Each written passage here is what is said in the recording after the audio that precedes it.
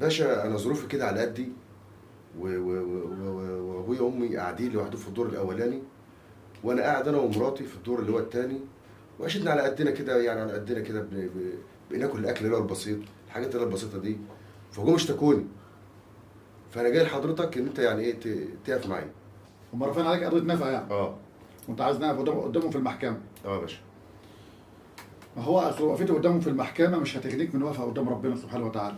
انت ظروفك على قدك، ربنا يعينك، عندك اولادك، لكن عندك اولاد، عندي اولاد، ربنا يعينك.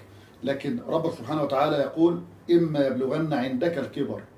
الاصل في الاب والام لما يكبروا يكونوا عندك، يكونوا في معيتك.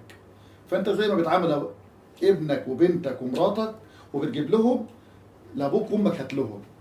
ابوك وامك مش هيطلبوا منك المستحيل، مش هيطلبوا منك كتير، لكن اللي انت بتجيبه لعيالك اكلوا منهم، دوقوا منهم، هيفرحوا. واللي جاي مش قد اللي راح، فانت حافظ عليهم.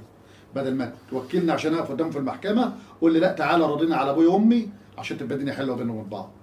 عشان لما يروحوا يا عالم مين اللي يروح فين الاول، هم ولا احنا؟ يبقى نعرف نقف قدام ربنا ونقول يا رب احنا عملنا اللي علينا.